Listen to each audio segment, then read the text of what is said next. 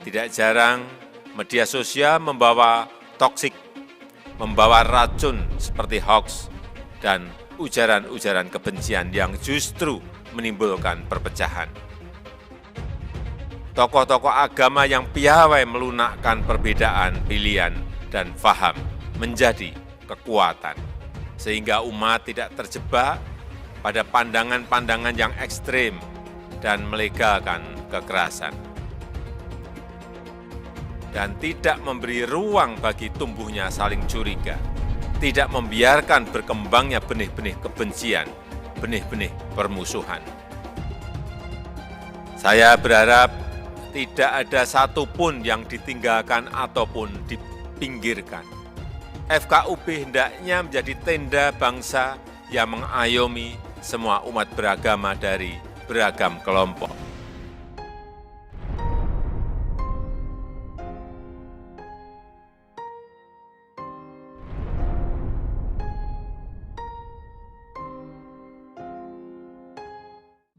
Bismillahirrahmanirrahim.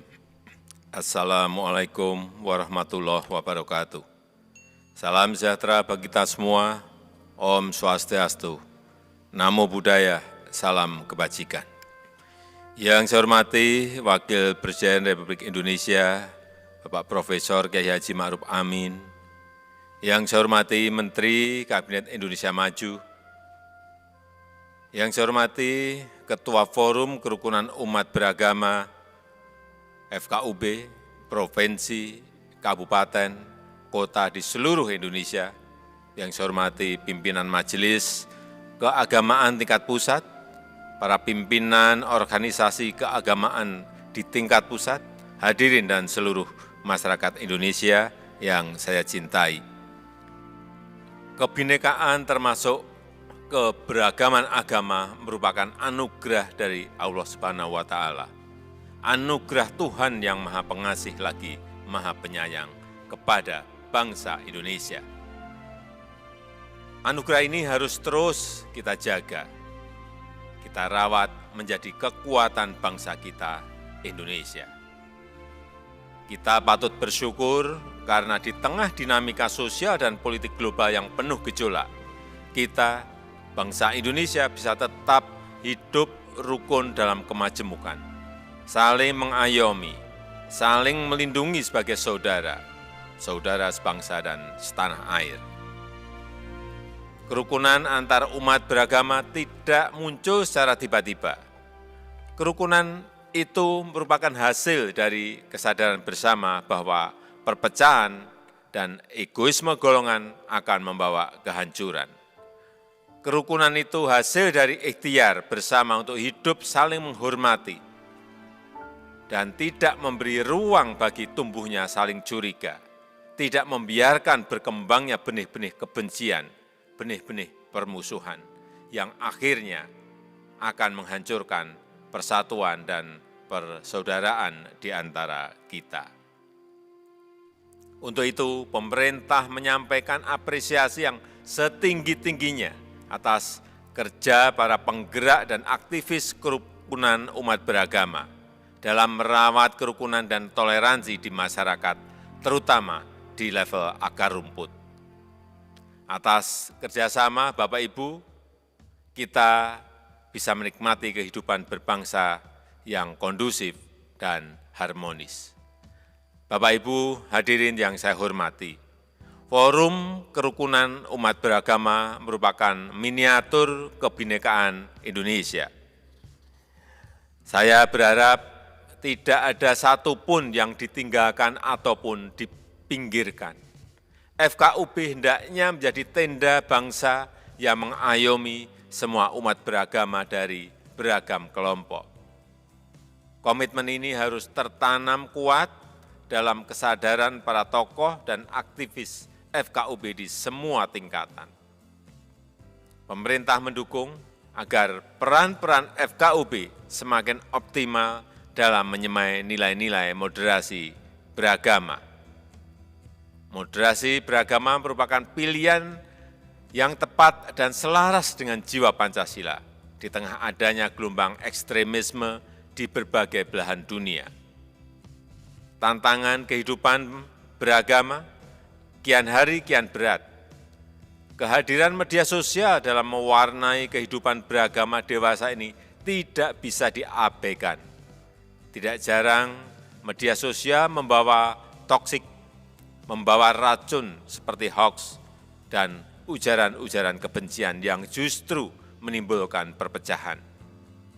Untuk itu, dibutuhkan figur tokoh-tokoh agama yang mempersatukan, tokoh-tokoh agama yang merangkul, tokoh-tokoh agama yang piawai melunakkan perbedaan pilihan dan faham menjadi kekuatan, sehingga umat tidak terjebak pada pandangan-pandangan yang ekstrim dan melegalkan kekerasan.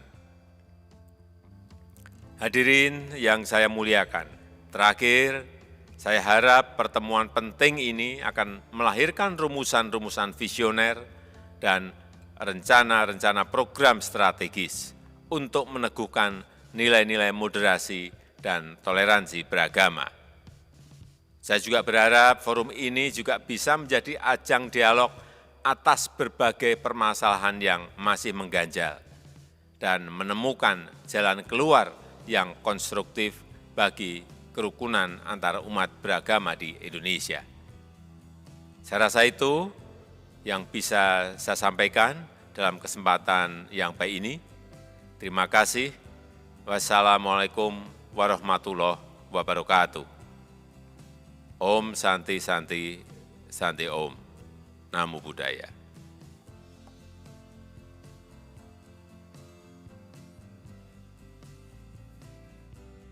Bismillahirrahmanirrahim. Assalamualaikum warahmatullahi wabarakatuh. Salam sejahtera bagi kita semua. Om Swastiastu. Namo Buddhaya, salam kebajikan.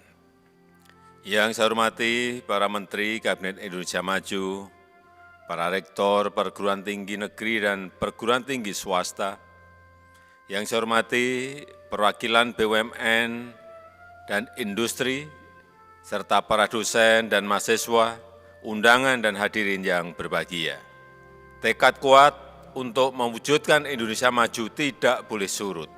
Meskipun saat ini kita sedang dilanda pandemi COVID-19, upaya mencetak SDM unggul tidak boleh berhenti. Pandemi COVID justru menyadarkan kita pentingnya SDM yang tangguh. Orang-orang yang mampu berpikir dan bertindak dengan cara-cara extraordinary. Kemampuan beradaptasi cepat agar bisa survive menghadapi kesulitan, tidak tertinggal dan menang dalam persaingan. Karena itu, pandemi harus dimanfaatkan sebagai momentum untuk memperbaiki ekosistem pendidikan nasional. Salah satunya perguruan tinggi.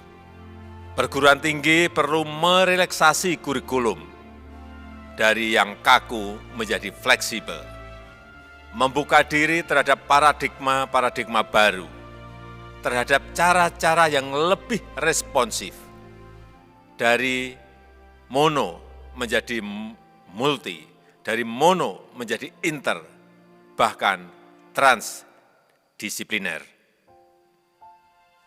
Dari berorientasi teori building menjadi problem solving, bahkan impact making. Kita harus siap menjalani standar normalitas baru. Dosen yang baik adalah dosen yang memfasilitasi mahasiswanya belajar kepada siapa saja, melalui media apa saja, dan dilakukan kapan saja. Perguruan tinggi yang baik adalah perguruan tinggi yang membangun ekosistem merdeka belajar dan memanfaatkan materi dan media belajar yang terbuka luas. Standar normalitas baru tersebut harus dirumuskan dalam berbagai kebijakan. Kebijakan tentang KPI dosen, tentang Key Performance Indicators dosen. Kebijakan tentang program prioritas perguruan tinggi dan kebijakan tentang alokasi anggarannya, kebijakan infrastrukturnya, termasuk berbagai SOP baru yang harus dirumuskan. Demikian pula halnya di bidang penelitian dan pengabdian kepada masyarakat. Berbagai standar normalitas baru harus dirumuskan. Saat ini adalah awal abad digital. Berbagai riset dan pengembangan teknologi di bidang digital seharusnya memperoleh prioritas. Bagaimana teknologi digital, big data analytic, artificial intelligence bisa dimanfaatkan untuk berbagai bidang. Perguruan tinggi harus berlomba-lomba agar inovasi digital bisa dimanfaatkan untuk kesejahteraan masyarakat dan kemajuan bangsa. Bisa dimanfaatkan untuk pengembangan kemandirian pangan, untuk kemandirian energi, dan pengembangan kewirausahaan UMKM di berbagai sektor. Hadirin yang saya hormati, perguruan tinggi harus bertransformasi menjadi lebih dinamis. Ciptakan terobosan, bangun iklim kompetisi, iklim kompetitif untuk meningkatkan daya saing. Jalin sinergi, jalin kolaborasi dengan BUMN, dengan industri, matching fund, talent pool berbasis digital, ini penting. Dan model-model kerjasama lain untuk mengoptimalkan kemampuan, mendorong prestasi yang lebih baik. Karena itu, jangan terjebak pada rutinitas perguruan tinggi. Harus punya waktu, harus punya energi, dan harus punya keberanian untuk melakukan perubahan. Harus terus-menerus mengembangkan inovasi dengan memanfaatkan dan mengembangkan ilmu pengetahuan dan teknologi, menciptakan generasi unggul untuk mewujudkan Indonesia maju. Saya rasa itu yang ingin saya sampaikan, dan dengan mengucap Bismillahirrahmanirrahim, Merdeka Belajar episode 6, saya luncurkan hari ini. Terima kasih. Wassalamualaikum warahmatullahi wabarakatuh. Om Santi Santi Santi Om. Namo Buddhaya.